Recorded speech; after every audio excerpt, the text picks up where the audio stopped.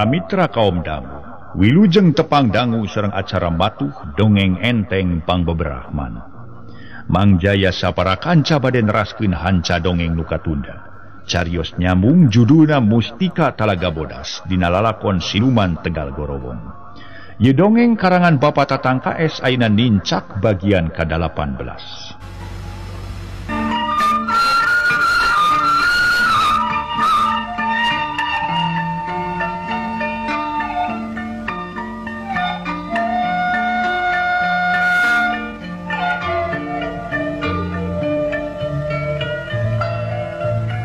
Para mitra anu mulia, sakumaha nu kauninga hareta Tuan Hendrik para wargi sadaya. Nuju ngemutan hiji masalah di mana Rina para wargi sadaya abade ditikahkeun ka putrana Juragan Wadana namung teu kersait.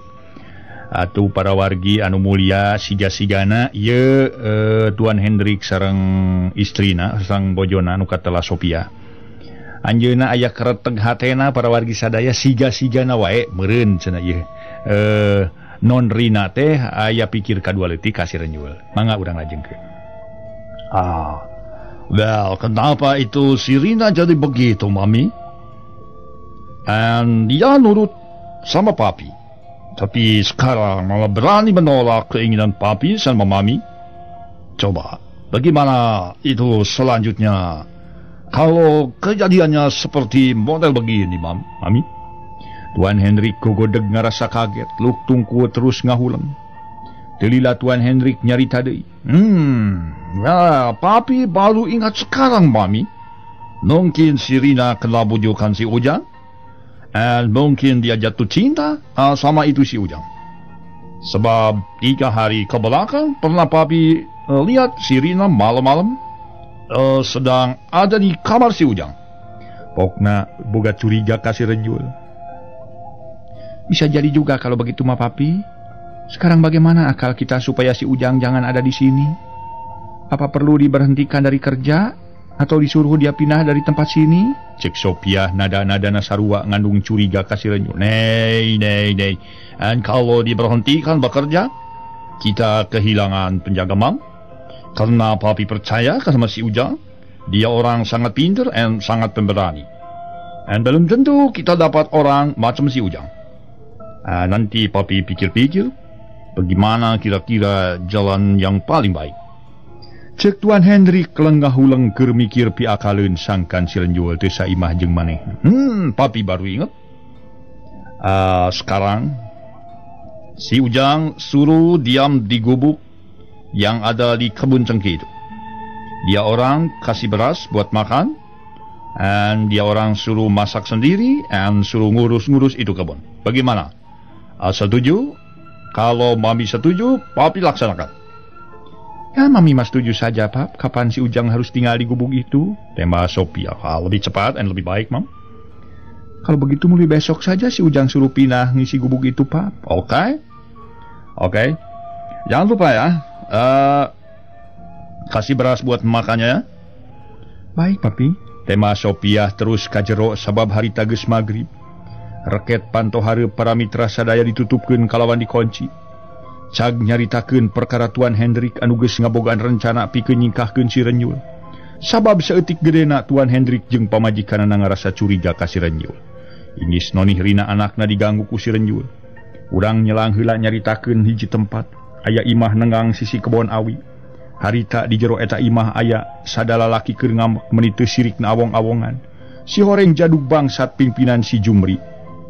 Pimpinana si Jumri jeung si Kardi. Dua poe ka tukang tas jojoh patutunggalan jeung si renjul. Pok si Jumri nyarita. Bari melenguk bangun usieun jeung serab ningali puncerna nu jadi pimpinan katelah si Barong. Jelema nu garang pangawakanana jangkung badag.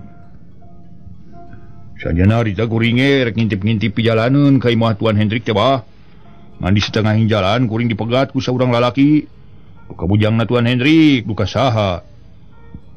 Mengaliwat teh tidak kituna kuring ngadon diajak jojoh patutunggalan ku eta manusia teh, cek si Jumri.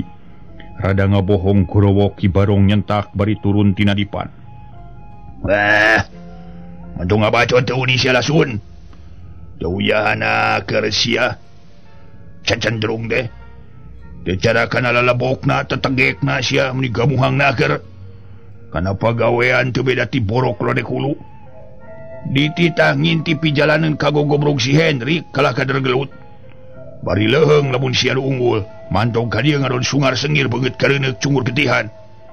Tayoh kapatut na siya. Hah. Sarua jeung wawalak si Kardi pada karoblok siya. Nanahaw na waka becus ma siya makihilukain segala bedul siya. Maksud ge si Kardi kakara nyarita kitu para wargi sadaya. Kaburu disentak manten ku si Barong. Aja dong siya kujuk rawon.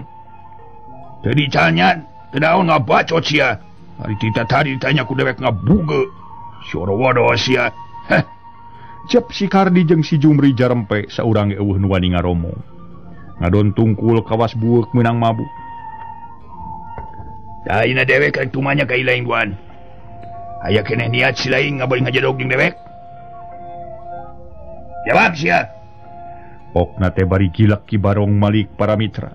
Nongongan sedang si Jumri jeung si Kardi anggur silih reret tuluy silih sigeung. Kerendang si Kardi ngaharewos.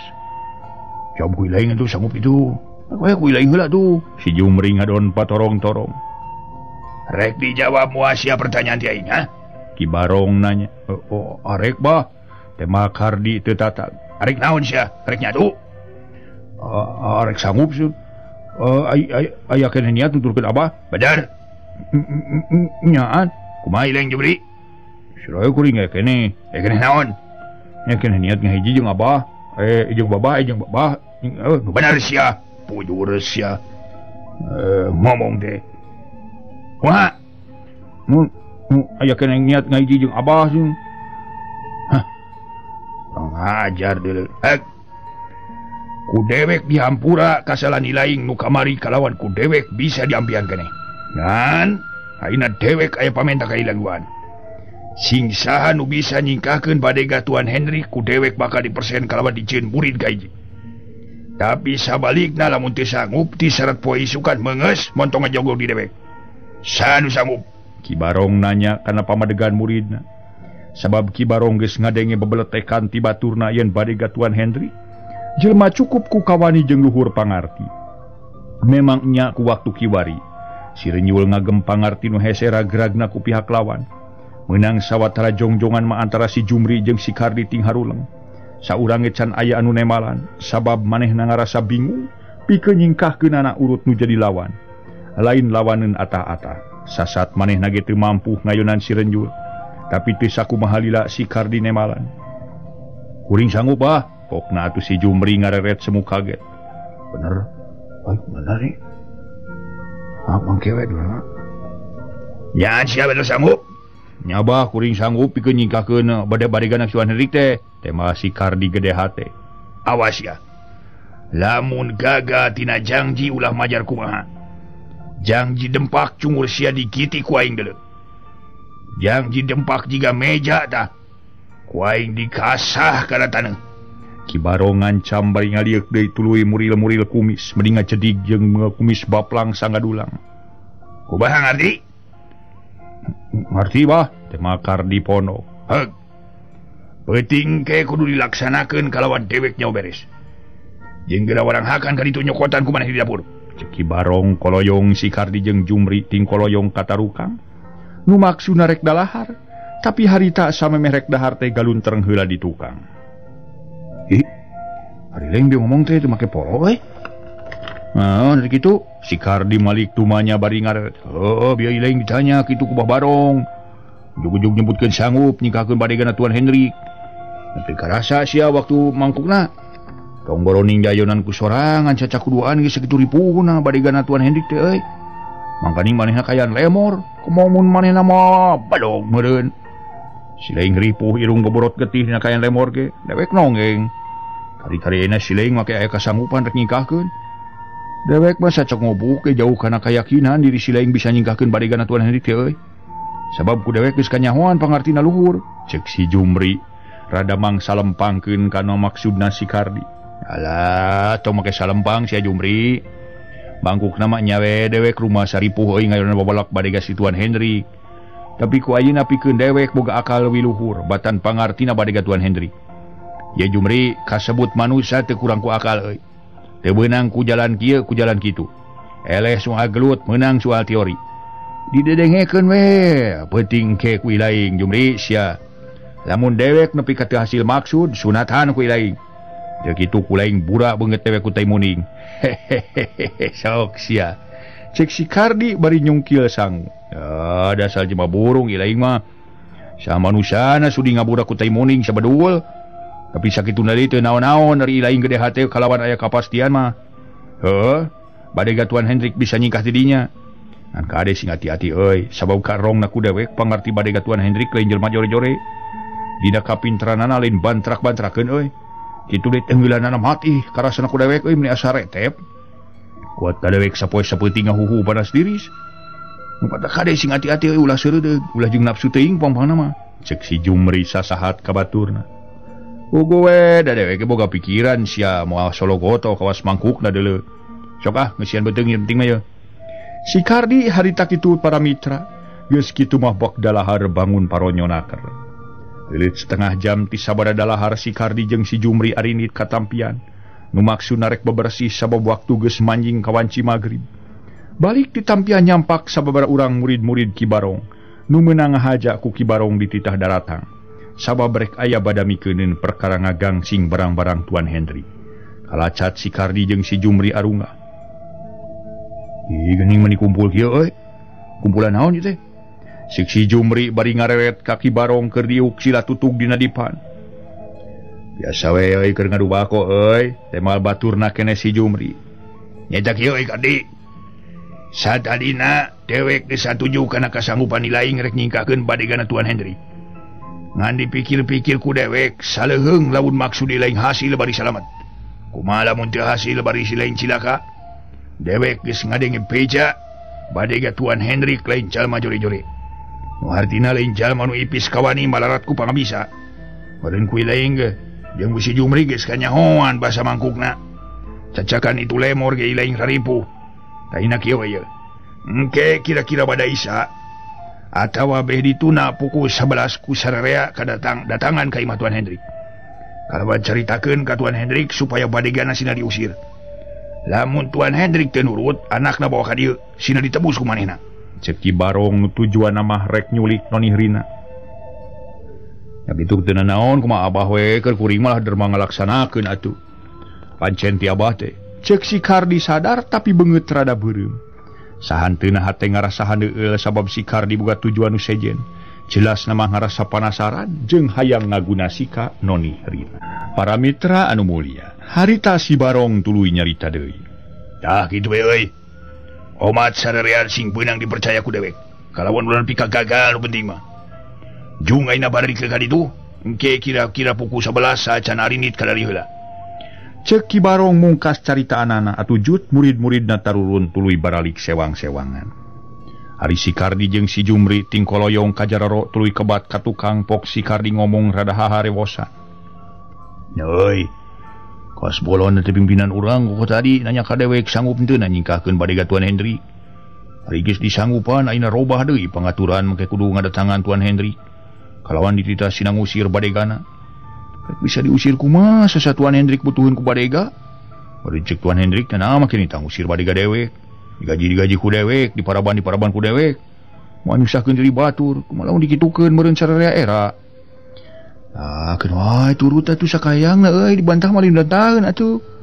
Kobongan urang we sanggup jadi murid Bah Barong. Kudu apal we atuh kan adat pangadatanana. Cek si Jumri. Geus dikitukeun mah jep si Kardi jempe. Malah ngoloyong ka kamar tuluy kakedengan ngalempengkeun cangkeng nepi ka hareupna sare. Malikan kana kaayaan Tuan Hendrik jeung kulawargana nu tas ngobrol terus ngarampih ka kamarna. Sedeng Noni Rina anakna ti beurang keneh geus ngaringkeb keneh di kamar. Ceurik dumeh rek direremokeun ka anakna wadana. Ari si Renyeuh harita keur cunggelik di kamar bari ngahurun balung ku tulang. Manehna ngadengieun Noni Rina keur ceurik anu geus teg we si Renyeuh boga timuru. Pasti Noni Rina diambak ku bapana tina pasal kapelengok peuting kamari aya di kamar si Renyeuh. Waktu si Renyeuh keur anteng ngalamun, cungungung kadenge suara anjing babawung di pongpok kamar. Nu teu sakuatara menit, rieg-rieg ku si Renyeuh karasa. lemah asa ngarieg kawas Ayalini, puguh si Renjul ngaranjug cek pikir napas di Ayalini. Ayalini teh? Cek gerentes hate si Renjul bari rarat-reret tuluy ngorejat nangtung, turun tina dipan. Kojengkang ngalengkah sarta mukakeun panto kamarna si Renjul. Si Renjul luak dieu ka sisi kagigir cek pikirna. Naha dununganna nyararing keneh atawa geus sarare. Tapi didenge-denge geus simpe reket panto ditutupkeun deui. Gek si Renjul diuk sisi dipan. Goloyoh ngedeng nang karak bengkang bari panon ngaherang. Teu sakumaha lila korejat si Renjul ngorejat deui semureuwas. Sabab atrapisan kadenge sora nu ngagegedor kana panto hareup. Geus tegueh timuruna si Renjul mah. Yen eta nu ngagegedor panto teh jelema nu rek ngajahat. Tapi si Renjul teu wani kaluar ti kamarna kitu sotenan. Lain sieun ngan manehna ngadedengekeun heula kana sora anu ngagegero gedununganana. Sajabati kitu inggis aya jelema nu asup jalan ti tukang. Gero nutas ngagegedor panto teh, ngagegero Tuan Henry. Tuan, permisi Tuan. Saya Rona ada kepentingan sama Tuan. Poknya ngakukeun Rona. Sok padahal murid-murid Ki Barong. Aya kana 30 urang nangaliu di hareupeun imah Tuan Henry.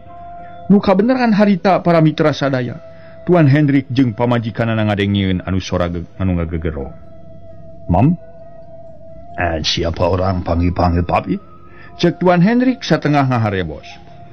Tahu Pap, kedengarannya Mami mah dia nyebutkan ronda begitu. Tema Sophia ronda.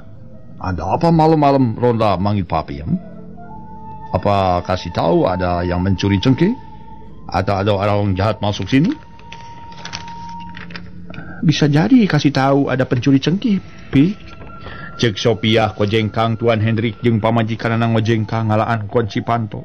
Berai dibuka tuluy keluar gero Tuan Hendrik nanya tarik. Siapa di luar? Saya Rona Tuan, ada kepentingan sebentar. Tema anu di luar. Tetap ngakukeun Rona keletrek Tuan Hendrik ngalaan kunci panto. Ana berai kasampak di luar loba jelema aya kana 10 urang. Rajeg dina teras jeung diburuan bari marwa bedog ngagaraplek dina cangkeng. Nu teu kungsi dititah deui harita murid Ki Barong genepan arasup ka imah, sedang nu sejena di laluar. Apa-apaan kamu ini berani masuk rumah orang tanpa disuruh? Apa-apaan ini ya? Cek Tuan Hendrik curiga. Pok saurang murid Ki Barong katelah Ki Sembung nemalan. Tuan, jangan takut-takut sama saya, Tuan. Sebetulnya saya ini ada kepentingan demi keselamatan Tuan dan Nyonya. Ya, maksud kalian masuk ke rumah? Apa maksudnya?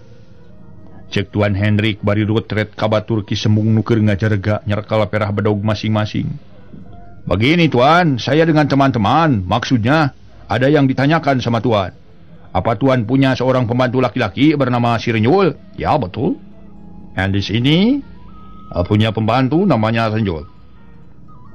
Terus? Tema Tuan Henry. Nah sekarang saya akan menanyakan lagi sama Tuan. Apa Tuan dengan keluarga yang ada di sini membutuhkan keselamatan atau tidak? Oh, tentu. Kalau Tuan membutuhkan keselamatan pada malam ini juga, yang bernama si Renjul harus disuruh pergi dari sini. Harus pergi? Tuan Henry kada ngahuleng malah ngareret ka pamajikanana. Apa sebabnya pembantu di sini mesti pergi dari sini? Pokna ngarasa heran. Ke rumah Tuan Hendrik geus aya niat rek mindahkeun si Renjul. Kas hasaungan di kebon cengkeh kari-karin ayeuna aya jalma nu ditah nyingkahkeun si Renjul. Begini Tuan, nama si Renjul itu orang pelarian, dia orang jahat. Di kampung sudah ada 9 orang yang dibunuh sama itu si Renjul. Nah ini orang sakampung dengan si Renjul yang sedang ngejar-ngejar si Renjul. Sudah 1 minggu lamanya. Kebetulan saya dapat kabar si Renjul ada di sini. Kalau Tuan tidak mau mengusir nama itu si Renjul, pasti saya dengan teman-teman semua akan mengadakan tindakan terhadap Tuan. Cek kisah Sembung ngancam puguh Tuan Hendrik jeung pamajikanana reuas silih reret silih pencerong.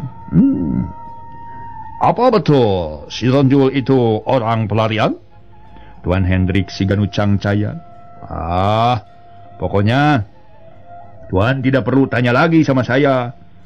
Pokoknya malam ini pembantu Tuan harus pergi dari kampung ini. Kalau tidak, cepat-cepat diusir nama si Renjul. Jangan harap Tuan keluarga di sini selamat. Lihat rakyat-rakyat di kampung sini sudah pada kesini Tuan.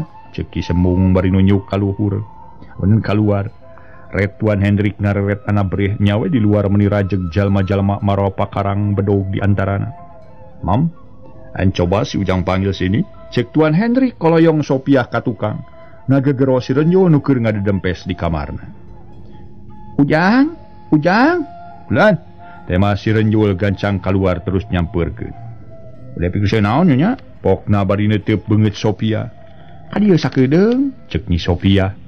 Ngaleos ka jero deui gidig si Renjul nuturkeun. Barang tepi ka tengahan nyampak aya sababaraha urang jalma. Marawa bedog puguh sakedapan si Renjul ngaranjug reuwas. Cek timuruna pasti garong, red ki sembung ngareret. Ini Tuan yang namanya si Renjul itu? Cek ki sembung bari mureleng kana beungeut si Renjul. Ya betul, ini yang namanya Renjul. Dia sudah ada di sini sebagai pembantu di sini. Dia orang baik-baik. Tema Tuan Hendrik bari ngareret ka si Renjul. Keur kitu keur ngajanteng deukeut panto kamar Noni Rina. Setan sia. Nu kieu ules orang baik-baik rek ngajago sia di dieu. Ki sembung menibangun anu ijid naker. Make jeung nyiduh sagala kahareupeun si Renjul. Cepat Tuan suruh pergi orang jahat ini. Kalau tidak cepat-cepat pergi, pasti saya dengan kawan-kawan akan menghancurkan rumah Tuan. Pokna deui bari panonduluk di laka si Renjul. Ujang, kamu mesti pergi dari sini cepat-cepat. Cek Tuan Hendrik ngusir sedang si Renjul ngadon palahak poloho. Sabab dengar di kana basa-basa Tuan Hendrik. Mantong palahak polok sia bajingan rek nyingkas sia moal ha? Kisambung morongos bari ngalugas sebedog ceg leungeunna dicekelan. Malah rada dikenyang ku Sophia. Heula Mang, ulah wakang ngajakeun tindakan di dieu, pasti si Renjul teu ngartieun kana caritaan Tuan. Ujang wayahna maneh kudu ini ti dieu nya, kalawan maneh ulah datang-datang deui ka dieu. Sok buru-buru geura ini, ulah ngadatangkeun pibahayaeun keur sararea, cek Sophia ngajelaskeun para mitra sadaya ka si Renjul.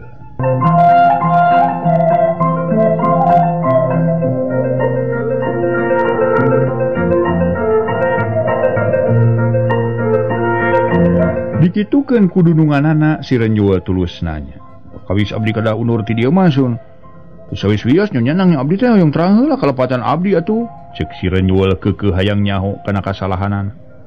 Ari ku kitu teh mah tangtu moal ngeunaheun diusir sacara kitu bae. Atuh montang loba. Bacot sia bajingan. Tuan, lekas orang ini suruh pergi. Dari sini jangan ditunggukan, saya ngancurkan rumah ini. Cek ki sembung. Meniti popolotot beri eueuh kasabaran pisan pokar dinyambungan deui. Pepeuleukkeuk dume eta loba batur. Pira mandog sia kunyang bau hitut hayam, bisi bedog aing ngalabak sia kana tarang ilang. Sok. Pokna bari narik bedog sapotong. Tarang silaing maksudna, tarang sia tanya. Ujang, lekas pergi Ujang, lekas. Tuan Hendrik nita ini. Keur kitu berai pantok kamar Noni Rina muka. Si horeng Rina keluar manehna ngadengeun rencan Sinjul diusil ku bapana. Tidak papi, si Mang mah jangan disuruh pergi. Papi jangan terpengaruh sama kata-kata orang. Keluar kamu setan-setan kepala? Cek Noni Rina malik musir kanu daratang. Lamun kitu teh mah ngabela si Renjul puguh. Ki sembung tamah nafsu growok ki sembung nyentak. Kurang ajar sia dipodaran sia ku aing. Pokna bari ngahebatkeun pedogrek mahala si Renjul. Ngan untung Noni Rina rikat ngenyang leungeun si Renjul dibawa ka kamar, cepret pantok kamar dikuncikeun. Ki sembung gegedor kana pantok kamar malah ditajongan sagala. Gerok ki sembung ngagerok ka baturna nu araya di luar. Arungah kabeh euy rujadkeun batuna euy buru-buru. Teu hara rese para mitra. Baturna anu di luar arunggah kabeh. Kalawanting kaledor narajongan pantok kamar Noni Rina. Pugu Tuan Hendrik jeung Sophia pamajikanana ningali kitu geumpeur. Ngarasa paur inggis anakna kabawa di pahala. Cabron, pantok kamar di tajongan. Waleh teu bisa muka sabab dikuncikeun ti jero. Tubruk sareai tubruk euy. Ki sembung cocorowokan geus kitu mah baturna kurang leuwih 10 urang. Ngawahan rek nubruk panto. Sirilik cabron panto ditubruk nepi ka murana, nepi ka mukana. Atuh nu nubrukna geting tolonyong ka jero samalah anu didagor sagala kana temokan. Sedeng nu rek di pahala nama si Renjul jeung Noni Rina nyampak geus eueuh di kamar. Si horeng ngejat jalan kana janela, gerok ki sembung ngagero deui. Busur keluar manusana euy. Urang peset jeung gerong ngaku lewek. Cilaka ki lanceuk manusana ge eueuh kabur euy kana janela, ceuk baturna nu saurang. Puguh amarah Ki Sembung beki ngagidir ngadenge kitu. Kurang ajar. Udah ku sadaya we. Rakyat-rakyat ieu bejaan kabeh supaya bisa ngubung. Hayo buru-buru keluar. Ceuk Ki Sembung. Awong-awongan bari kaluar pangheulana dituturkeun ku baturna ngalugas bedog. Datang keluar ting beretek mudag Sirenjo jeung Noni Rina. Bari ting corowok matak ngagempurkeun batur. Bangsat, kebung bangsat. Harulang batur, bangsat yo kebung. Keur kitu ting corowok batur-batur Ki Sembung. Tapi masyarakat di eta tempat saurang ge eueuh nu wani kalaluar sanajan nyararing oge. Kabeh ngadedempes di masing-masing imahna sabab ngarasa sieun. Inggis nu keur dikarepung teh siluman sabab dina waktu kiwari. Lemur nu sejen geus mimiti gujru deui aya siluman. Cenah siluman tegal gorowo ngamuk sabab diganggu tempatna. Harita Ki Sembung jeung batur-baturna terus ngepung Sirenjo jeung Noni Rina. Samalah geus tepi ka kebon cengkeh anu Tuan Hendrik. Sakurnu suni di alas serak di terempoan teu waleh tapi waleh Sirenjo jeung Noni Rina teu kapanggih. Atuh Ki Sembung jadi ambek-ambekan ka baturanana kabeh dicarekan lak-lak dasar. Goblok sia. Tarolol kabeh manusia sahulu nepi ka teu kaudag. Hayu terus asrak ceuk Ki Sembung. Batur-baturna teu mikirkeun kana kacape ting alas serak deui. Ngarungkun di terempoan kana gawir disusun. Sawareh anu tatanggahan ningali kana tatangkalan, ceuk pikirna bisi naek kana tatangkalan sabab di dinya loba tatangkalan. Geus sidik teu kapanggih kabeh ngagarimbung. Di sisi kebon cengkeh bari ambekan ting harega. Carape kawantung mudag-mudag sakitu jauhna. Sok padahal harita Sirenjo jeung Noni Rina keur nyarempon. Dinago harita dina Paramitra. Di sisi gawir anu keur dipake caricing ku batur-batur si Sembung teh. Puguh we para wargi sadaya. Sirenjo ngarasa bingung pilakueun rek ngejatieun kapanggih ku mudag. Sasa tempat nu keur dipake nyumput ku manehna jeung ku Noni Rina. Katingker pisan lamun ngejat tema eueuh pikeun pingejateun. Harita Paramitra Ki Sembung tuluy nyarita deui. Ayeuna kieu euy, kulantaran wawalak Sirenjo jeung anakna Tuan Hendrik teu beunang, urang ala we cengkehna kabeh euy. Ceuk Ki Sembung ngajak maling cengkeh Tuan Hendrik. Mangkaning sok itu lebeutna lagu alaeun. Puguh we Sirenjo beuki ngarasa bingung pok ngaharebos ka Noni Rina. Duh, kumaha tu naon mangkaning cengkeh bade diala. Tang terus cengkeh siep sadayana da eta tu Noni ngaung ngiring lumpat. Pami Noni teu ngiring ka mang mah moal kieu jantenna atuh. Yos ku perkawis cengkeh di paraling. Kumaha pami ibu Rama Noni cilaka tang terus langkung bahaya tibatan dipaling cengkeh. Cek Sirenjo rada ngagelendeng ka Noni Rina. Sabios mang lah, tong seur emutan, tayana mah wayahna, mang cicing di dia ulah kemana-mananya. Tapi Noni bade angkat ke mana? Sirenjo neuteuk semu kaget. Adi bade pura-pura janten jurig pocong, margi abdi mah ngangerok bodas, mang antosnya di dinya. Temba Noni Rina aya maksud rek nyingsieunan kanu ngarudag. Ulah non kumaha pami teu sarieun tang tos Noni dipahala. Sirenjo nyarek sabab mang hariwangkeun inggis Noni Rina korban. Moal mang tema Noni Rina ceng tanah batu serta dibaledogkeun ka beulah wetan. Kurubas kepluk batu ngakepluk. Batur-batur Ki Sembung anu keur ngarariung caruringhak ngamegentak nganarangtung. Heuy, ngagrobas di belah wetan buru-buru beurik euy. Ceuk Ki Sembung beretak batur Ki Sembung sawareh maruru ka beulah wetan. Sedeng Noni Rina anu tadi barengan maledog batu teh geus lumpat ka tebeh wetan. Terekel naik kana tangkal waru kabeneran rada handap. Geus kitu rok nu bodas dikaluhurkeun nutupan beungeut ukur panon kucap kiceuk. Waktu batur Ki Sembung keureting darepong bari ting ari silireret. Ciri hieu Noni Rina seuri tina dahan waru bari awakna diugag-igeg. Kitu seurina Noni Rina kabeneran harita aya anjing babaung hawar-hawar. Puguh we batur Ki Sembung rareuwas tuluy tarangga. Anabreh katingali dina dahan waru aya nu ugag-igeg bodas bari cicir hihilan. Ih, juri kunti. Ni kokos ya kuaing kabeh. Haing nyuri bocong. Kunti. Batur Ki Sembung kabeh birating corowok nyebutkeun aya kunti.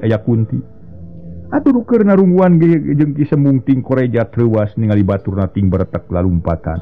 Nuka ditu nuka dieu paburncai. Ajuri kunti cenah kilajek. Ceuk Hardi tuluy ngaroroncod ngadenge kitu Sirenjo ngorejat nangtung. Deukeut rungkun tuluy maneh ngagak-gak seuri niron-niron jurig. Kaula siluman Tegal Borowong. Rasakeun dicok-crok sia madana kabeh. Dikecrok sia madana kabeh. Aing pasti dikecrok, aing lapar. Tolong curi, tolong. Si Kardi pangheulana ngagoak terus ngaberengbeng lumpat. Batur nage para mitra. Jengki sembung ting balecir sewang-sewangan samalah anu labuh sagala. Tuluy ting gulutuk kana gawir. Sageus areueuh harita kene Noni Rina ngajakan Init jeung si Renjul kalawan teu hararese. Terus Init kanu canyahoan rek ka mana nu dituju ku manehna. Nu jelas Noni Rina jeung si Renjul ngejat kanu jauh. Kumaha para mitra lalampahan si Renjul sareng Noni Rina naha salamet kalayan tiasa kajodokeun atanapi moal. Sareng kumaha Tuan Hendrik sareng garwana tiasa tepang deui sareng putrana. Mangga urang lajengkeun bae kumaha patrasna ieu dongeng. Di harita para wargi anu mulya, si Renjul jeung Noni Rina belengles eueuh beja-bejana acan.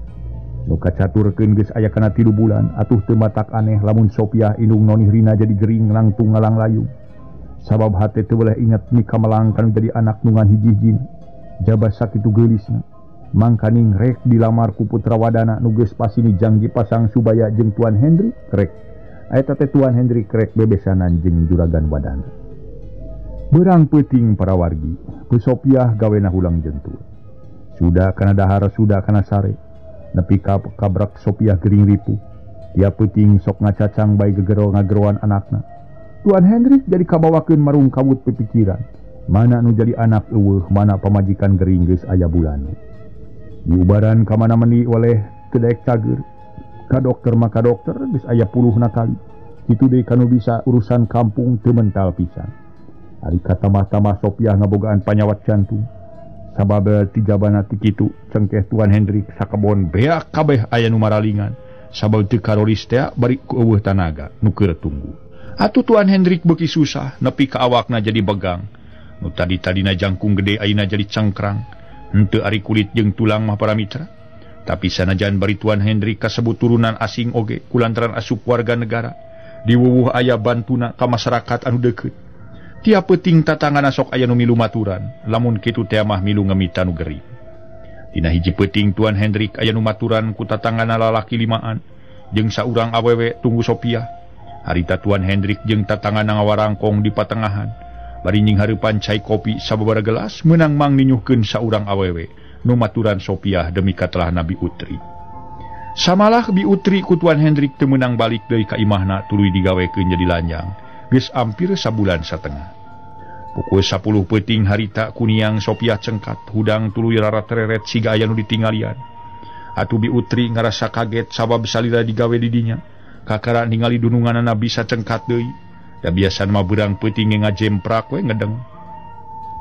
Milariana onyonya cek Bi Utri bari nyekel kana tak-tak Sopiah keur rarat-reret pok Sopiah nemalan sorana rada peura. Itu Bi Rina ka dieu. Tema Sopiah bari tutunjuk ka lawak. Taksiran titinggalianana aya Noni Rina anakna datang. Mana nyonya teu aya Noni Rina teu aya itu mah kalangkang we nyonya. Sing emut geulis istighfar cek Bi Utri nutupan bahamna siga nu reuwas sabab Sopiah henteu saagama. Nurah mitra sadaya. Jadi eta atas kebiasaan. Miwarang kanu sanes pirang istighfar. Tuh Bi, ngagupayan ka abdi Rina. Sopiah ngagero tarik bari turun tina ranjang. Tuan Hendrik salakina geus jeung tatangana nu keur ngawarangkong ting korejat muruka kamar. Kep Sopiah ditangkep awakna ku Tuan Hendrik sarta ditanya. Ada apa Mami? Itu Rina, Pap. Itu Rina. Sopiah tutunjuk bari tetereja nepi ka Tuan Hendrik kawalahan lesot tina panangkeupna. Siririk Sopiah kaluar ti kamar kebrug ngarangkul ka saurang aki-aki katelah Aki Eme. Puguh Aki Eme reuwas ngarasa ragab dirangkul ku Sopiah. Oh, Rina anakku. Kau tambah manis sayang. Cek Sopiah bari ngusapan pipi Aki Eme nu karemong. Puguh Aki Eme ngarasa era jeung sieun tuluy para mitra ngeleper. Aduh, nyonya. Ieu mah aki eme ieu teh geulis. Sing emut ulah kieu isin ku juragan ieu, ku juragan tuan ieu. Cek aki eme semu geumpeur. Lain ieu mah lain aki-aki nu dagang eme. Ieu mah anak abdi. Oh, Rina. Kemana saja kau? Sudah lama tidak pulang-pulang, sayang. Sopiah tetep nyangka Rina teh. Nyangka Rina ke aki eme teu sirikna di galentoran. Aduh, cing barudak euy lain ngajaran dong wae si lain sia gancang ieu cokot nyonyanya. Aki era deuleun ku juragan tuan teu. Buru-buru sia lain cing paling cong sia bodoh sia. Aki eme ngadon ngamokan we sejen. Geus kitu ting sirilik atuh para mitra, malah sirilik Tuan Hendrik nyampeurkeun tuluy mangku pamajikanana. Dibawa di ka kamar gebrug panto ditutupkeun tuluy ditungguan ku Tuan Hendrik jeung ku Bi Utri. Ari sia ngadon ngajaran dong we sia kunyang. Aing geus teu pukul rarasaan sia saya pati era parada teh. Dibuh aing sia dicakar beungeut ku nyonya we deui. Aki eme kukulutus. Pok saurang tatanggan umaturan katelah midi. Ngomong bari alangah elenge siga nu gumasep. Si aki mah lain aya kedua ato. Batur mah hayang ditangkep ku nu geulis. Ieu mah malah siga nu sawan lamun ngora keneo lah. Geus mah ande terus saya ngahene nu nya ki. Midi ngagonya ka aki eme. Wah, bodoh sia kawas lain ka kolot we ngomong teh. Parolah atuh nu puguh maing sia. Mun asa teu beungeut han era ku salakina. Aduh ilung aing milu ka dieu sia nyana-nyana bakal pikitueun maing. Aya. Oh, rek saterusna nya kinya. Puguh we edeunna teu. Ditangkep ku nu geulis mah ngan kadewe bisi ka impi-impi hayo we sini diguguyak ku aki. Nyawa sia bage ka. Teu ya nyakan si kunyang sia. Aki eme rada ambek. Geus kitu jep jarempe. Manikawas gaangkat tincak keur maharita geus nyedak ka peuting pisan. Di luar gesimpe kunu kadenge lintang ti sora sasatoan. Kaya ning ciang-ciang jeung cari cangkas. Kalan-kalan kadenge sora anjing ngagogog hawar-hawar. Pukul 11:30 harita saurang gecan aya nu sarare. Da puguh keur ngemita nu gering. Keur nungguan nu gering para mitra Tuan Hendrik jeung Bi Utri narungguan di kamar. Sadeng nu sejen mah carunggelik di patengahan bari arudun ting kelepus. Haseup menimulek kawas haseup durukan sabab limaan arudun. Heuleut setengah jam ti sabada kajadian aki eme ditatangkep ku Sopiah. Gobrag cenah di tengah di tukang. Sada basko murag ngagombrang atuh sararea curinghak ting palencerong kana lawang nu ka tukang. Kanaon sia sada ngagombrang di tukang deuleu midi? Ceuk aki eme. Sadana basko murag gi. Ting tempo ka ieu euy bising basko mayosian kalumpak kucing teh. Eta sing cireumeun puguh lah. Ceuk midi dadakuna masing cireumeun sok padahal ngarasa keung rek di teang teh. Pok baturna katelah unen ngomong. Alasan we si eta menyebutkeun sing sireumeun teh aki geus puguh jelema ponok bool. Ceuk unen bari ngabalieur. Nyahan sing sireumeun nen. Ningarekeun pisan ka borangan ka aing teh euy. Mun kitu patut mah. Ponok bool kitu patut teh. Kaya aduh teh nyaho misi si serut. Cing ku dewek urang teang. Saruana pisan si Midi jeung si unen mah kawas bool sia kalakuan teh.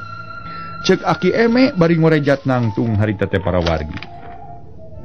Gidi garita aki eme ka tukang rek nempo anu ngagolombrang di tukang. Datang-datang ka deukeut dapur aki eme rarat-reret ka sisi kagigir. Ret ka kamar mandi nu kabeneran pantok kamar mandi bolongor. Tapi weleh di tukang jeung di dapur eueuh baskom eueuh naon-naon nu murag. Ret kana parabot nu rek dina rak. Meres eueuh anu murag para mitra. Geus beres eueuh nu murag.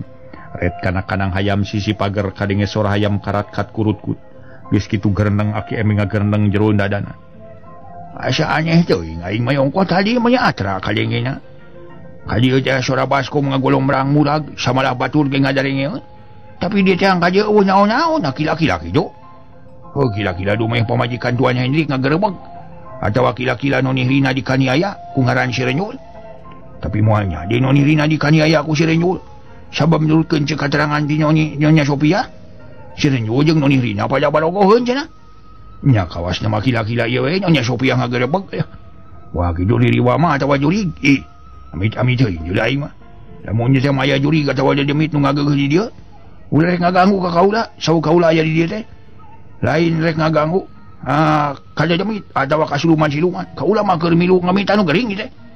Yung ka ditu geura mundur. Ka tempat anjeun nu maranti. Wana-wani wawuh, teu wana teu wani teu wawuh. Napsi-napsi jeung kula mah. Ongko anjeun geus boga tempat anu matu. Nini panjinglar aki panjinglar, nini raja aki raja. pangrajahkeun urang ngagu ka seueuh putu. Jurig nyingkir setan nyingkah gandrawo montong nyawa-nyawa. Bra gelemiang ka ditu. Anu di leuweung, anu di lemak. Kitu deui nu ti leuwih geura unur ulah ganggu. Kitu cek gerentes hate Aki Eme. Sedang bulu punuk mah teu kaampeuh ting puriding ting sariak. Keur kitu cungungung anjing babaung menilambat siga nu ngalokan kana sora manuk sirit kuncuing. Ngagelik pipireun imah Tuan Hendrik kilek Aki Eme malik. Kakarage dua lengkah geus reg di ngaraneg tuluy ngalieuh meuni lalaunan naker. Dumeh tukangeunana sora awewe ting irihil bangun anu suka. Kitu nu kadenge ku Aki Emeng harita. Tapi eueuh jirimna da pugu kasebut nage siluman atawa dedemi. Puringkak bulu punuk terus pupuringkakan. Na atuh ari Aki Emeng hareret kadeukeut kanang hayam, celegedeg katingali anu ngabelegedeg. Rupa awewe sabeuleu geunyeur. Teu make kutang-kutang acan, serengeh eta awewe teh sarangah serengeh ngajak seuri ka Aki Eme. Geus kitu reketek katingali baeud semu baketut haseum. Dibarung ku panon buncelik gular-giler ka sisi kagigil. Ceplak bibirna cuplak ceplak. Jurung kunung leungeunna rangah kuku paranyang teu beda ti kuku sauk maung. Breh katingali huntuna sarihungan, cirihil seuri, bari ugag igeg para mitra sadaya. Sigarek nyampeurkeun ka Aki Eme, nu harita keur ngayak-yak bari geus teu karasa tina jero calana aya cai nyurucun. Si horeng Aki Eme ngompolan maneh. Ampun, ampun. Eta awewe nu ditataranjang cicirihilan di barung ku anjing terus-terusan babaung lamat. Tina kituna Aki Eme teu kaampeuh ku pikasieun gorowok ngagorowok bari ngaberetek ka jero. Atuh nu di tengah imah kabeh ting koreja ting beretek nyarumput anuan ka ditu nu ka dieu. Samalah nu asup ka kolong ranjang beretek dua urang lalaki lalumpat kaluar. Ting corowok nyebutkeun aya siluman. Puguh Tuan Hendrik ngarasa leuwas nganceg we kana bedil bumon. Terus nyerilik kaluaran nanyakeun ka Aki Eme nu keur ngadegdeg. Bari nyempod di sisi lomari mainan. Ada apa Ki? Oh, ada apa? Apa ada pencuri di belakang? Cek Tuan Hendrik bari nyekel bedil nu geus dipeloran. Itu ada itu di dekat dapur. Di sana ada itu ada di tataranjang. Cek Aki Eme ditatag ngadegdeg kawas nu muriang. Gidig Tuan Hendrik ngagidig dituturkeun ku ganekna duaan. Barang tepi kana gang breh katingali awewe di tataranjang. Cirihil awewe seuri cicirihilan. Hah? Siapa kamu orang, ha? Kamu orang gila? Setan? Tuan Hendrik meniti popolotot. Hah? Apa kamu manusia? Apa setan, ha? Pokna deui. Tapi nu ditanya teu nembalan da puguh ngaranna ge siluman unggur sarangah serenge. Siga nu nemongkeun sihung. Lai tina sungut kal katingali keluar getih mapai kana gado terus nyarak celakan. Pok ganek nu anyar katelah si Unen ngomong kitu ge sukuna ngaroroncon. Juragan Tuan, sudah saja bedil juragan Tuan. Engan Tuan bedil we kadinya. Cek si Unen ngahatean. Atuh teu tatapasini deui Tuan Hendrik ngangkat bedilna. Kalawan bedil disadang ngabeledug tapi nu dibedil mah batan paeh kalah kaluncat kana luhur kanang hayam. Tuluy ucang-ucangan bari teu eureun-eureun cicirihilan. Peledug Tuan Hendrik ngabakaskeun di bedil 2 kali. Sakiceup di luar siluman nu di bedil teh ngiles eueuh tapak-tapakna acan. Kurang ajar. Betul-betul itu setan, ha? Cek Tuan Hendrik bari ka jero deui. Dituturkeun ku ganekna na atuh ai gorowok teh ganekna batur si Unen. Aya di tukang ngadon ngagorowok tarikna keur tulung-tulungan. Bari awakna ngadang heua ka tukang. Leungeun duanana dipake nyekelan beheung sorangan. Cep batur si Unen jempe ukur panon burial buncelik. Sungut cacalawakan siga anu aya nu nyekek di tukang. Teu sakumaha lila berbayi tina paleba beheung keluar getih. Kulipak si baturna si Unen ngakulipak. Kerejet sukuna kekerjetan tekung si 5 menit les paeh nepi ka hanteuna. Awakna guyang getih nu kaluar tina beheungna. Si horeng batur si Unen ditekuk ku siluman terugal gorowong. Puguh nu araya keneh di imah Tuan Hendrik pahibut. Ngarasa gempeur lain heuheureyan. Geus puguh ari Tuan Hendrik mah. Mana nu jadi pamadikan ngalempreh bae. Mana inget kan nu jadi anak dibawa kabur ku si Renjul. Mana ganekna saurang korban dikerekeb ku siluman. Tekung silila burudul masyarakat eta tempat aya kana 30 urangna datang. Bari marawa obor jeung pakarang sabab ngadenge sora nu tinggorowok di imah Tuan Hendrik. Disangkan aku masyarakat mah imah Tuan Hendrik kahuruan. Si horeng si mana horeng kaunggahan ku siluman nepi ka aya nu jadi korban.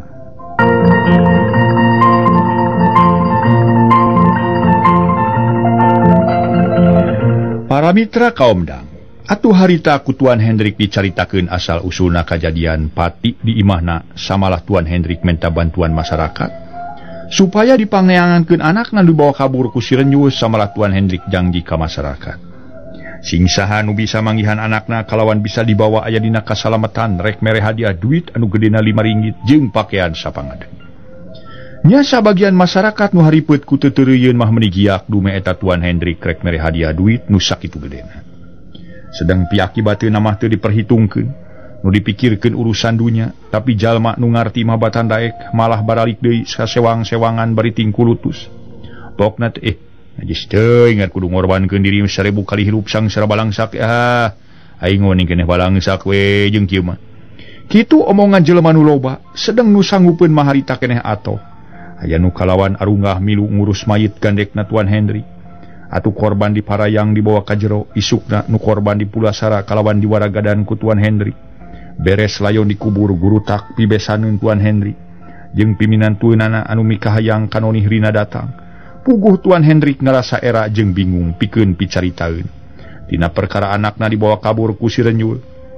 Gek sarerea dariuk dina kursi di patengahan. Sedang Sopiah mah pamajikan Tuan Hendrik. Henteu bisa disenghanjing hareupan sabab gering. Pok tamu nu tayalian wadana tumanya ka Tuan Hendrik nu keur melenguk teu beda tibuh meunang mabuk taksiran keur mikir pikeun piomongeun ka wadana. Bagaimana Tuan keputusan perihal anak Tuan? Saya tunggu-tunggu keputusan dari sini. Mengingat orang-orang di kampung saya sudah pada mengetahui bahwa anak saya mau nikah sama putri Tuan Noni Rina, yang namanya Noni Rina. Saur wadana sapriyogina sedang putra nu jenengan Raden Rangga melenguk teu kecet-kecet.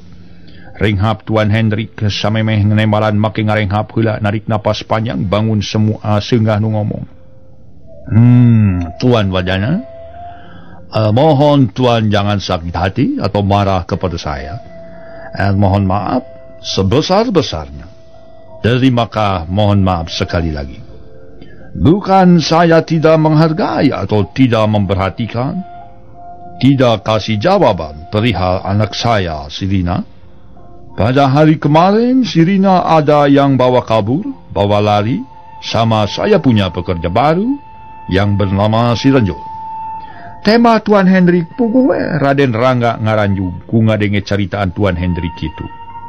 Rai-rai meni asa beureum. Malah istri saya sekarang sakit, dan karena dia ingat saja sama itu, ingat sama anak yang bernama Rina. Dan juga kemarin malam terjadi pengorbanan seorang pegawai saya dibunuh sama siluman. Kata orang sama siluman Tegal Gorowong. Nah begitu Tuan Bedana, sekali lagi mohon maaf sebesar-besarnya. Dan terima kasih atas perhatian Tuan Wedana yang mana selalu memperhatikan sama saya sekeluarga. Pokna harita teh para mitra, Tuan Hendrik sanuk-sanuk menta dihampura. Bari beungeut menireup geureuy geuneuk rai pias ngarasa era jeung sieun ku Tuan Wadana. Anu sakitu galakna. Kalau tidak salah pendengaran saya, putri Tuan ada yang membawa lari. Taros Wadana bari netep seukeut kana beungeut Tuan Hendrik. Betul Tuan, betul. Boleh ditanyakan sama orang yang ada di sini. Anak saya dibawa lari sama itu yang namanya si Renjul. Tema Tuan Hendrik. Dah kitu geuning Aden perkara Noni Rina nurutkeun ceuk caritaan Tuan Hendrik. Ain moal kabur ku badegana ka telah Renjul. Saur juragan Wadana bari ngalirik ka putrana. Nah sekarang bagaimana pertanggungjawab Tuan? Putra juragan Wadana tumanya karena pamadegan Tuan Hendrik. Ya, perkara tanggung jawab saya kemarin sudah saya perintahkan rakyat-rakyat di sini untuk mencari Rina. Mungkin hari ini orang-orang yang diperintah itu ke sini semua dan kasih laporan. Dan bagaimana selanjutnya? Cek Tuan Hendrik. Itu di mana tinggalnya yang nama si Renjul, Tuan? Saya juga belum tahu. Nanti kita tunggu rakyat yang akan mencari. Barangkali ada yang tahu di mana nama si Renjul dia punya tempat. Tuan Hendrik teu nyahoeun kana padumukan si Renjul. Kalau begitu Tuan ceroboh sekali punya pegawai sampai tidak tahu tempat tinggalnya. Putra Wadana nyalahkeun ka Tuan Hendrik. Sakedapan Tuan Hendrik melenguk teu nema sakemek-kemek acan. Taksiran rumah sak manehna salah narima pagawe henteu taliti. Heuleut setengah jam buru dua sababar urang lalaki tayalian nu rek nareangan nonirina daratang. Pok nu saurang nyebutkeun permisi bari manggut-manggut ka Tuan Hendrik dina lawang. Aturet Tuan Hendrik jeung tamu pada ngareret. Oh, mari masuk Pak Jahim, silakan duduk. Silakan duduk, silakan. Tuan Hendrik gancang ngaku menisa kasemah semu bunga. Gek Pak Jahim diuk kalawan ngareret ka Juragan Wadana. Dengan siapa Pak Jahim? Tuan Hendrik nanya. Banyak Tuan, kurang lebih ada 20 orang. Tema Pak Jahim. Bagus, bagus, bagus, bagus sekali banyak orang ikut. Nah, ini Tuan Wadana yang akan membantu saya mencari si Rina. Tuan Hendrik nunjuk ke Pak Jahim. Mang tos uninga, lemurna teu nepi bumi aja dengan renjul. Putra Wadana naros para mitra ka Pak Jahim. Duh, menawi panglinggihan mah mang teu acan terang den, nanging kapungkur mang nguping wartos si renjul calikna di bumi Bah Murdasan. Mali sosobatan teh sareng itu mantuna Bah Murdasan, temal Pak Jahim. Uninga lemurna jenengan Bah Murdasan? Putra Juragan Wadana tumaros deui bari neuteub seukeut kana beungeut Pak Jahim. Duh, kancernan we atuh terang maden. Tayina kieu maksud mang sareng anu sanesna bari kumaha? Maksudna bade milari nonih Rina den, jalaran mang teh saperkanca napi pancen di Tuan. Ieu. Sangem pangemut abdi, kacape-cape mang milarian nonih Rina. Sedeng milarian jalmi teh teu gampil. Kajabi pamitos puguh tempatna gampil. Tayina kieu mang. Sateu acana mang milarian nonih Rina utamina milarian heula si Renjul. Natu aya lepatna upami mang sapara kanca nyumpingan heula kanu jenengan Bah Murdasan manawi si Renjul sareng nonih Rina aya di dinya. Saur Putra Wadana masihan pandangan ka Pak Jahim. Celengkeung salah saurang baturna Pak Jahim mairan bari asup gek diuk ngarendeng jeung Pak Jahim. Aya alusna kitu mang, nya dimaksud ku kuring teh ngadatangan heula ka Bah Murdasan. Samalah timuru kuring ge pasti nonih Rina dibawa ke tempat Bah Murdasan. Sedang si Renjul sosobatan jeung minantuna Bah Murdasan nu ngaran Surdi lain. Pokna nu katelah sain mairan. Dah geuning saur si Ujang kitu. Nu we langkung saya ayeuna mah sumpinganna heula ka tilas panganjelakan si Renjul. Manawi aya di ditu. Upami nonih Rina kacanak deui ku Mang, kalayan aya dina kasalamatan insyaallah ti abdi bade aya kaemutan kasadayana. Mung duka naon mah engke dibuktoskeun we. Dupeta Mang bade angkat iraha. Saur Putra Juragan Wadana kalawan janji rek aya kaingetan kanu rek neangan nonih Rina. Upinawa bade ayeuna we aden karosan enjing kene, temal Pak Jahim geus jadi pikir. Gede hate rek neangan nonih Rina jeung si Renjul. Anu mana kaburna bari teu diperhitungkeun kana pi akibateuna engke di akhir. Ongkohan Pak Jahim ngarasa reueus ku leber wawanen sugih ku pangarti eta malah teu malarat ku pangabisa samalah nurutkeun pangakuan kungsi guguru kana ilmu kabatinan. Red Putra Juragan Wadana ngareret ka Tuan Hendrik kalayan sasauran deui. Nah begitu Tuan, kata Mang Jahim akan pergi sekarang. Oh ya, bagus. Bagus Pak Jahim mau berangkat sekarang and mudah-mudahan cepat kembali dan ada berita yang menggembirakan. Tuan Hendrik nanya kalawan ngareret ka Pak Jahim nuker ngelepus udud rokobodas. Sekarang saja Tuan, tema Pak Jahim singkat. Bagus. Pak Jahim mau berangkat sekarang. Nah ini buat makan sama teman-teman Pak Jahim. Dan mudah-mudahan anak saya si Rina dapat ketemu. Tuan Hendrik ngasongan duit anu gedena 2 perak.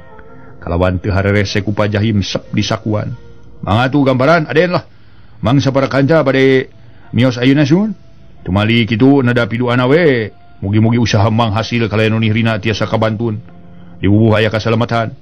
Cek Pak Jahim pamitan ka Juragan Wadana kali ka putrana. Heuh ku kuring didoakeun sing salamet sing hasil maksud. Perkara kaingetan ti anak kuring ke di mana geus hasil, geus pasti eta mah berager arinit. Waler Juragan Wadana. Korejat Pak Jahim jeung sainang tung kalawan teu loba nu dipikir deui. Harita keneh terus arinit aya kana 30 urangna. Bari saurang eueuh nu lemor marawa pakarang sabogana. Atuh kitu deui Juragan Wadana kalih putrana. Teu kantos lami teras pamitan marulih deui para mitra. Bari Putra Juragan Wadana nyanak manah nu harneg sok inggis buah harepanana ayeuna nonih Rina lapur teu kaboyong.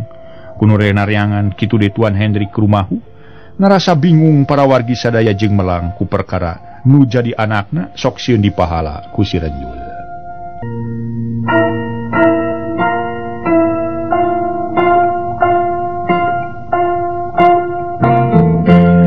Para mitra kaum dangu, rai-poe ka aya Nyonya Sopiah pamajikan Tuan Hendrik asa beuki parna.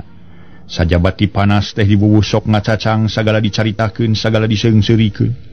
Ceuk nu saliwat majarkeun Nyonya Sopiah jadi obah.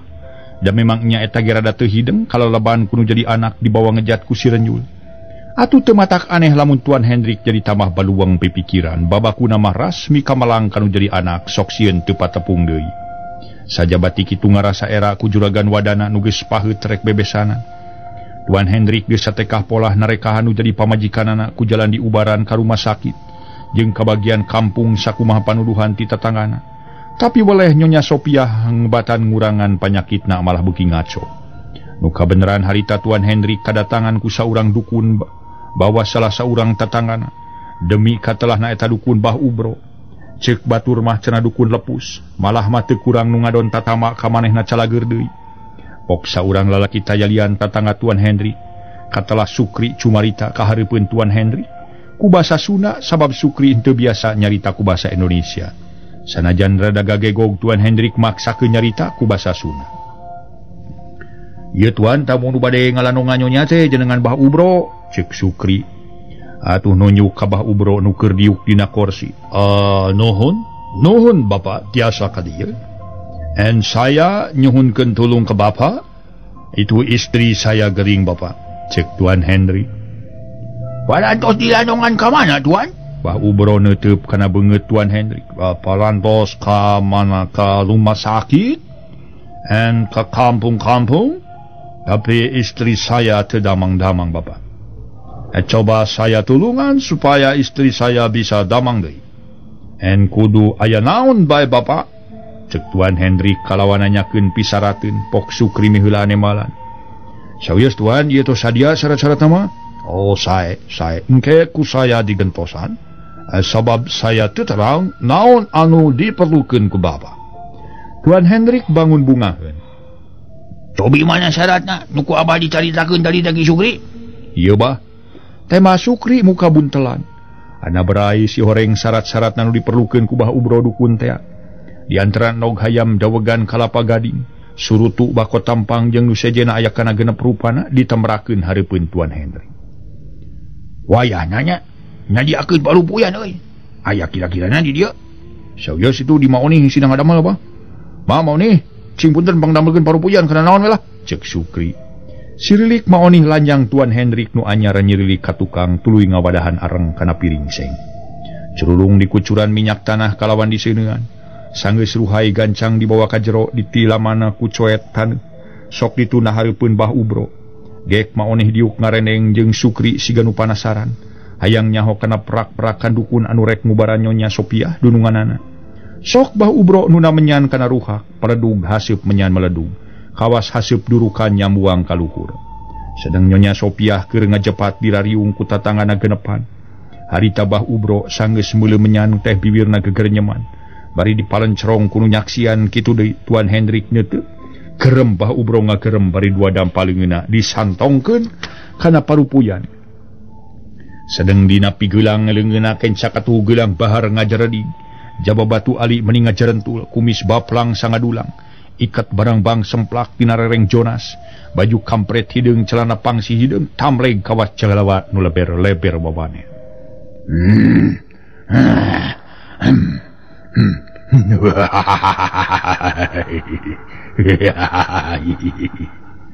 Bah Ubro sanggeus ngagerem tuluy seuri babara katakan. Bari nulak cangkeng ragamang leungeun sabelah ngarampak kumis tuluy diusap-usap. Geus kitu Bah Ubro nyarita si horeng geus katitisan ku karuhun. Aya naon kisila? Aya naon? Eyang diogan ha? Pokna bari ngagerem handaruan. Ieu eyang Tuan munut tulung ka eyang sin wireh garwana Tuan teh nuju teu damang. Saurna teh munut pilanongeun we ku eyang kalayan supados diuninga ku eyang. Bilih aya panyawat anu sanesna mun dimaksad ku abdi teh bilih aya nu dolim, malum kasebat jami sok terasae sadayana nu sae tara tebih tinu awon singketna bila nu dolim boh pati pada jami boh dolim ti para udah demit margi nya kitu di wewengkon sarakan abdi sareng dinu sanesna dina wangkeun ieu nuju harengheng seur nu diganggu ku bangsa demit tapi disebut siluman mung sakitu we maksa abdi mah eyang manganyangakeun ka pangersa eyang cumun kitu tah anon teh nanging abdi mah hoyong terang heula dupi eyang teh saha kakasih sareng di mananya ngageugeuhna eyang teh ceuk Sukri rada panjang lebar kalawan tumanya harita teh.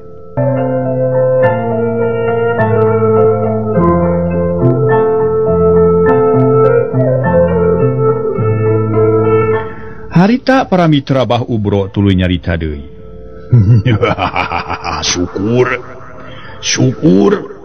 Syukur kisilah tumanya kitu netelakeun hayang wanoh ka eyang. Eueuh duana eyang nu katelah eyang turunul nu ngageugeuh di Gunung Cakrabuana. Ceuk nu nitis ka Bah Urho katelah eyang turunul si Kikik maonih lanjang Tuan Hendrik. Nyi Kikik seuri ngarada dipengkek kalawan haharewosan ka Sukri. Yang Sukri teh salah dedengean nu nitis ka Bah Ubro teh cenah ngaran eyang turunul. Nya yang turunul ngageugeuh Gunung Cakrabuana ri kitu tema Sukri manehna rada haharewosan. Turunul main hayam kaman sok aya hayam turunul. Is mun masuk ka mana-mani lamun sagadengeun mangkaning hayam turunul gagah sakti. Sukri ngagebes atuh jep maonih jempe tuluy neuteub ka Bah Ukro. Ubah Ubro nu keur geger nyeman. Sangkar singkir. Anika geura nyingkir ka leuwih, geura ingkah ka reuma. Monto kumawani ngaganggu ka sebeputu kaula. Bising can apa kaula ieu bisa nu disebut eyang turunul. Nusok ngabasmi para dedemat. Hayo anika geura nyingkah teu meunang ngancik dina kurungan sebeputu kaula. Teu bisa sanajan anika nyebut betah ge kaula teu ngidinan. Sok geura unur ka ditu bising-bising saku kaula. Bah Ubro tutunjuk musir dedemit na atuh koreja teh Nyonya Sopiah nu keur ngajepat teh. Bari peureum ngadak-ngadak koreja tuluy rarat-reret ka nu keur nyaksian Bah Ubro ret Nyonya Sopiah ngareret ka Bah Ubro nu masih keneh katitisan ku kauruhun katelah eyang turunul. Cileukeuteup Nyonya Sopiah seuri siga nu ngeunah tuluy ngocoblak ka mana karep. Deh. Jelema pegek, jelema budayut ngecowis kaos nu gelo sia. Nu gelo anyar sia teh. Nu gelo anyar. Sia si yoy. Si Boma nyanyi lagu Wilhelmes teu becus ya. Nyanyi lagu Wilhelmes teu becus. Ngalegot kana lagu Entog Mulang sia bedul. Deh. Rek sia da aing mah da moal nyingkah, moal sieun sia. Nu jiga kutuk beluk aing wani deh ke sia. Aing mah sia moal eleh kajaba ku budak yatim deh. Si Hendrik ureuh si Hendrik. Si Hendrik kecentrung sia jiga padudan nu dipanjang gitu. Deh. Baheula waktu aing keur kuli metik sia. Di kebon ente ku si Hendrik dipapaksa. aing ratu aing hileud siluman kuy ungkuyan hileud siluman hayang nyelot getih si Sopiah yang minum getih jelema nu buci teleuk beuteungna sia kitu ngocoblakna Nyonya Sopiah ngajejeleh ka Bah Ubro anu harita Bah Ubro huthet bari leungeun pepeta siga nu keur silat. Hei nyingkir sia aing eyang turunul.